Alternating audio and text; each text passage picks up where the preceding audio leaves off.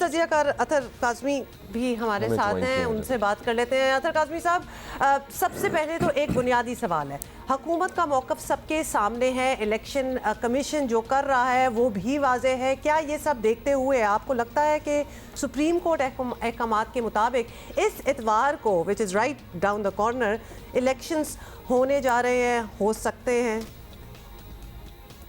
देखिए, अभी जिस तरह का माहौल है, लगता नहीं है कि इंतखाबात होंगे 14 मई को, और उसकी बुनियादी वजह यही है कि जिन लोगों ने इंतखाबात करवाने हैं वो उस मूड में लग नहीं रहे। ऑल्दो कि अदालत का जो ये फैसला आया है 14 मई के हवाले से, इस पे हुकूमत ने सियासी बयानिया तो बनाया है कि इस फैसले को हम नहीं मानते, ये 3-4 का फैसला है, 2-3 का फैसला नहीं है। लेकिन हकीकत ये है कि अदालत के अंदर कहीं कभी भी किसी भी मौके के ऊपर हुकूमत की जानिब से ये मौकिफ नहीं रखा गया कि हम आपके फैसले को नहीं मानते, ये तो 4-3 का फैसला है, 3-2 का फैसला नहीं है। वहां पे इन्होंने हर मौके पे ये कहा है कि जनाब हमने पूरी कोशिश की और हम कोशिश कर रहे हैं, और जो मुज़ाकरात हैं उनके हवाले से भी इसी बेंच के सामने हुकूमत ने रिपोर्ट भी जमा करवाई है। लेकिन इन सारी चीजों को देखते हुए भी मैं ये समझता हूं कि 14 मई को इंतखाबात होते हुए नजर नहीं आ रहे। अच्छा अतर साहब, कल चीफ जस्टिस सुप्रीम कोर्ट ने भी अब एक तकरीब में वो बात कर रहे थे कि फ़ैसला दिया गया है जिसे चैलेंज नहीं किया गया, अगर फ़ैसले को चैलेंज ना किया जाए तो वो हतमी ना माना जाएगा, ये उन्होंने बात की। तो क्या हुकूमत की जानिब से आपको लगता है सुप्रीम कोर्ट में फ़ैसले को चैलेंज ना करना गलती थी? देखिए, पहली बात यह है कि ये जो सुप्रीम कोर्ट का फैसला आया था, ये किसी भी हुकूमत के खिलाफ या किसी सियासी जमात के खिलाफ या किसी मोअज़्ज़िज़ रहनुमा के खिलाफ नहीं था। ये 2 सूबों में अवाम का जो बुनियादी राइट है वोट का, इंतखाबात का, जो आइन के अंदर बिल्कुल वाज़ेह तौर पे लिखा हुआ है कि 90 रोज में इंतखाबात करवाएंगे, ये उस हवाले से फैसला था।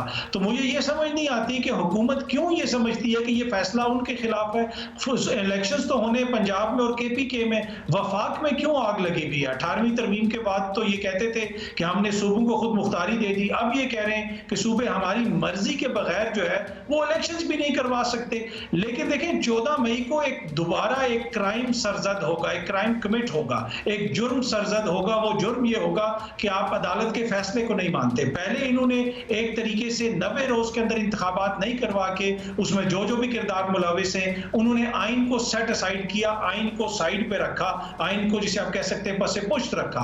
लेकिन उसमें लीगल कवर मिल गया अदालत के इस फैसले से कुछ हद तक, जिसमें कहा गया कि जनाब आप 14 मई को करवा दें। लेकिन जब 14 मई की तारीख गुजरेगी तो वो जो लीगल कवर है वो भी एक तरह से खत्म हो जाएगा। तो ये नहीं हो सकता कि अदालत का फैसला भी मौजूद हो, आइन भी वाजे हो और इसके कोई कानूनी जो है आपको कोई रद्द-ए-अमल ना हो या कॉन्सिक्वेंसेस ना हो। और हुकूमत को भी इस चीज का इदराक है, और आने वाले दिनों में मुझे यही लगता है कि हुकूमत समझती है कि हमारे लिए मुश्किलात हो सकती हैं, इसी वजह से वो ये सियासी बयानियां बनाने की कोशिश कर रही है आईनी और कानूनी बयानिए को के बजाय।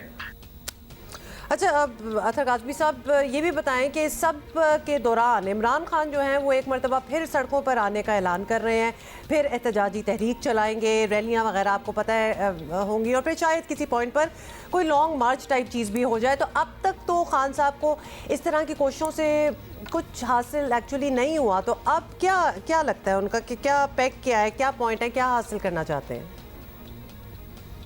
देखिए, जमहूरियत में आपने जब अपना नुक्ता नजर रखना हो, या तो आप पार्लियामेंट में रखते हैं या उस पुरअमन एहतजाज के जरिए। तो किसी भी जमहूरी माशरे में एहतजाज तो हर किसी का हक होता है। गुज़िश्ता 3 बरस के दौरान हमने देखा कि PDM की मोअज़्ज़िज़ क़यादत, उन्होंने भी मुतअद्दिद एहतजाज भी किए, लॉन्ग मार्च भी किया।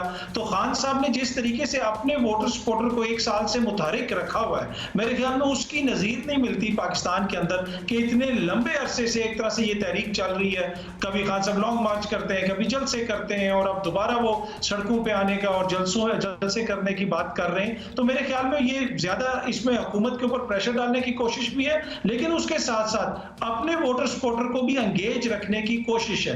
पर दूसरी तरफ हम ये देखें कि ये जो 13-14 जमातों की जमहूरी हुकूमत है, हर जमात के अपने जमहूरी क्रेडेंशियल्स हैं, उनकी अपनी जमहूरी एक तारीख है, लेकिन उसके बावजूद इस वक्त हुकूमत की ये हालत है कि पाकिस्तान के अंदर बुनियादी तौर पर दफा 144 1947 नाफिज की गई है दारुल हुकूमत में। इस्लामाबाद में आप कोई पॉलिटिकल एक्टिविटी नहीं कर सकते। क्या ये नॉर्थ कोरिया या प्योंगयांग है कि यहाँ पे आप कोई जमहूरी एक्टिविटी नहीं कर सकते? जिस तरीके से हमने देखा वीकेंड के ऊपर ख्वातीन कारकुनों को इस्लामाबाद की पुलिस घसीट के गिरफ्तार कर रही थी, क्या ये कोई अच्छी मिसाल है? तो मेरे ख्याल में जमहूरियत के अंदर चाहे खान साहब हो वो जरूर एहतजाज करें, लेकिन जरूरी है कि वो पुरअमन और आइन और कानून के दायरे में हो।